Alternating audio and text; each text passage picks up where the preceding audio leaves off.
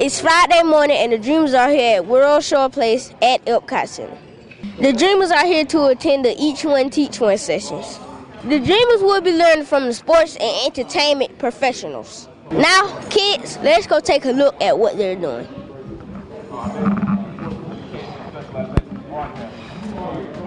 I was a tennis player, grew up in Cleveland, Ohio. I actually The kids are here learning about sports business, and here's the sports agent. Middle class. And one day I woke up and I realized, no matter how badly I wanted it and no matter how much my family and friends encouraged me to play professional tennis, that just wasn't going to be in the cards for me.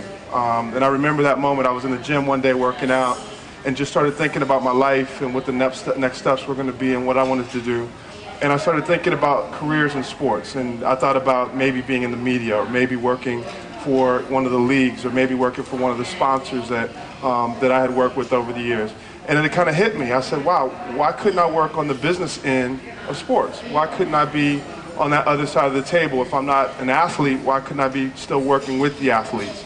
Because part of that allure for me, I think that part of the thing that attracts people to professional sports is the sexiness of it all. It's the opportunity to be able to play in front of so many people and the experience of having people really celebrate what you do as an athlete. And then I started realizing that there are business people that also play a part in that team. They're not necessarily the people up front on the field signing the autographs, but they play a somewhat important role in helping to support that athlete's success. So that's really what I set out to do. And breaking into the sports business on the other side, it's got its challenges. I won't say it's as challenging as playing on the field, but I will say that it is challenging to break in because there's so many limited job opportunities to actually work on the business side of representing professional athletes. I started as an intern. I worked for no money. I worked for free at the agency that I'm still working at today. And you do everything. You do everything from making copies to running errands to doing whatever. If you get sent on a client assignment, doing everything you can to keep that client happy and make sure they report back to your boss. You have to have that willingness to hustle. You have to have that willingness to really do whatever you have to do to make it work. It's not glamorous at the beginning. You're going to get asked to do some things that are well below your education. And my job is customer relations, it's sales, it's marketing. It's a combination of a bunch of different disciplines. So on any given day, the way I make money for myself and my clients is to be able to sell, to leverage their success on the field, to be able to generate endorsement opportunities which pay them money that we commission. So that's my core job responsibility, is to be able to sell endorsement contracts, to be able to commission them, so that my clients make money, they stay happy, and our firm commissions them, and that's how they pay my salary. That either the company or the athlete is trying to get out of the relationship. So right now, the agent's teaching the kids how to make a contract. There you go. That's another one. So how long the contract's going to last? Oh, yeah. Okay.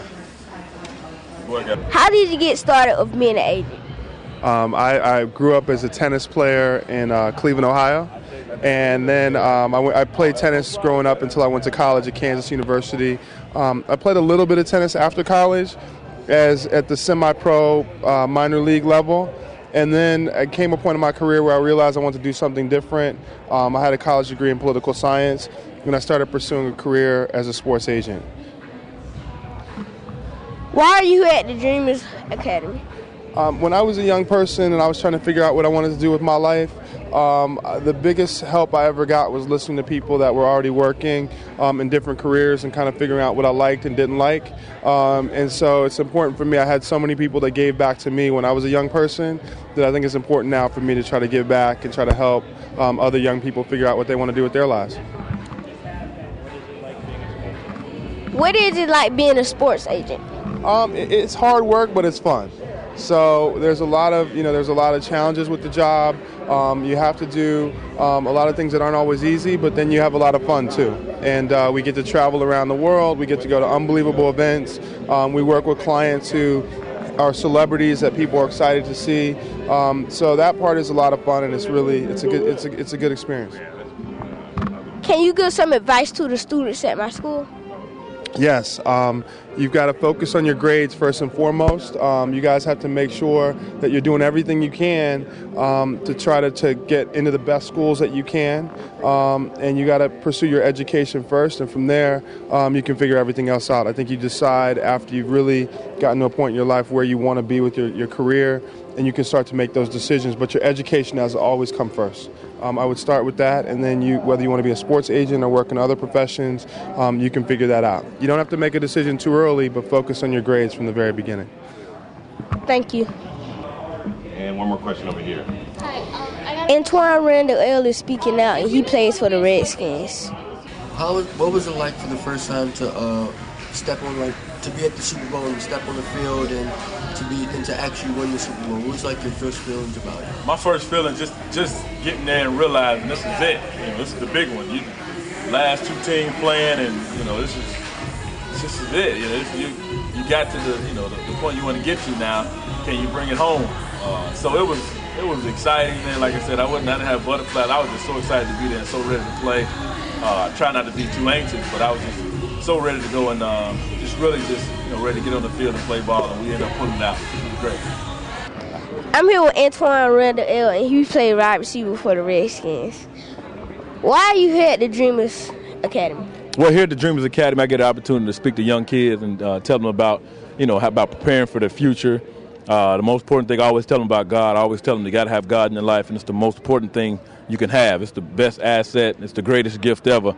I think the biggest thing that I always tell them also is that you got to continue to work and do things with all your heart. Whatever you get involved in, whatever that you go after, you got to have, like we were talking about earlier, having compassion for it and really just going after it and trying to seize the moment when you get that moment. Can you give some advice to the students at my school? The advice I would give to Damon Weaver's school kids at his school, the advice I would give, I would always encourage you to put God first in your life. Understand that He's always there for you. He's never going to forsake you. And that I would encourage you, whatever you do, get involved in something, stay busy. You're having too much time on your hands, sitting in front of the TV, cut the TV out as much as you can. You don't want to have a lot of time on your hands. Get involved in something and stay involved with it and do everything with all your heart. Remember, there's nothing that you cannot do. Anything that you want to do is possible you can do. You got to do it, and you got to do it through God. If you go that route, you'll never be wrong. What is it like being on a team with Clinton Portis? Being on a team with Clinton Portis, you always got a guy that gonna turn it on game day, be able to make the plays, and a guy that you got, he can jokester in the locker room, that kind of thing. He's a cool guy to be around. Thank you. All right, Damien. Even though you might not even get to play sports when you're older, I just learned that there are a lot of sports jobs in the sports business. This Each One Teach One session is teaching the dreamers how to be an entrepreneur. An entrepreneur is the person that tries to make his own business and even tries to make a lot of paper, moolah, you know what I mean, cash. Because McDonald's in Detroit don't all look like McDonald's in Orlando. And even in Orlando, McDonald's, downtown don't look like the ones out by International Drive. So there is some creativity, there is some tweaking, and there is some entrepreneurial spirit. So if you buy into a franchise, guess what? You own a business. You bought into the franchise. So that's absolutely right.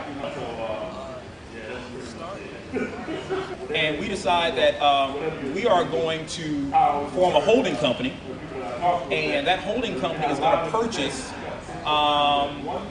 4 advertising companies who have 100 clients across the world. And so now I own the company that owns the 4 companies that have all the clients in the business. Okay? Am I an entrepreneur? I am. Now let's talk about a plan. I just learned a lot about entrepreneurs, and that was so exciting, it makes me want to be one. So now let's turn to the next session.